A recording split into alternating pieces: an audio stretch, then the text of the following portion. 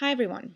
I want to talk in this video a bit about the essential questions and the summary lead that you are learning about this week.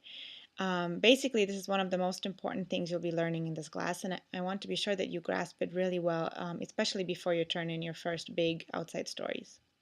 So until now, we've worked on how to come up with newsworthy ideas based on who your audience is. That's always in the front of your mind.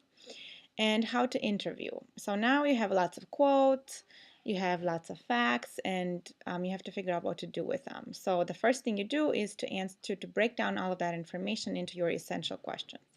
This is where they come in. Who is doing the action? Or I should say, who is the story about? What did the who do? Where and when did the action, the what, take place? How did the what happen? Why did the what happen? These are your essential questions. The answer to these questions depend on the angle that you want to take in your story. You have some examples in this week's forum where you can focus on different who's. The police doing an action or an arrest, the person arrested, the witnesses seeing the crime, and so on. Once you've chosen your who, that is, who you think the news is about, then the what falls into place. Now turn to your sets of facts, your quotes, for your outside story, and figure out what matters. Figure out the answers to these essential questions. The answers can be ordered in lots of different ways, and most of the times this will be a subjective call. It'll be your interpretation about what is really most important in this story.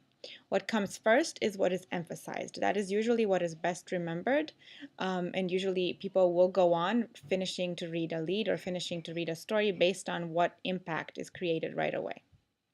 So, do you want to emphasize the what, saying what a person did right away?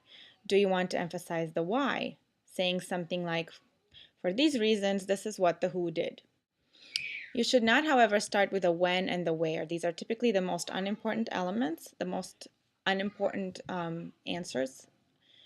And as you read more and more news, you'll see that even in some news, they might be absent, or in some of the examples that you have in your forum, maybe there's no when, or maybe there's no where. Usually in print, the where is easily taken care of by some publications by capitalizing the location, Pontiac, dash, and then you have the lead. And that way you don't repeat in Pontiac or in downtown Pontiac, and you can get to the other specifics. So don't write your lead starting with, today this happened, or in downtown Rochester this happened. Because, as I mentioned before, what comes first is emphasized, and the place and the time are the least relevant. They're important, but they're the least relevant. Of course, there may be exceptions, but try to stick to this rule for now.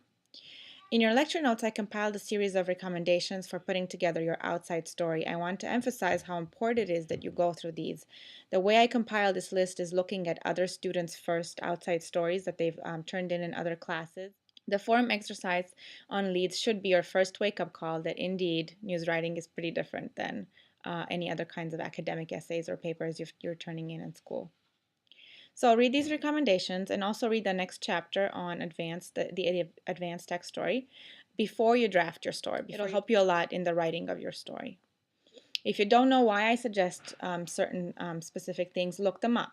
If you don't know why I say don't use exclamation marks, look it up in the AP style guide. There's a good reason for it. If you don't know what an active voice versus a passive voice, look those up too. In many cases, I am responding to your forum questions by saying this is written in a passive voice, rewrite it. Figure it out if you don't know what that means, or shoot me an email, of course. So enjoy writing them. Good luck, and let me know if you have any questions.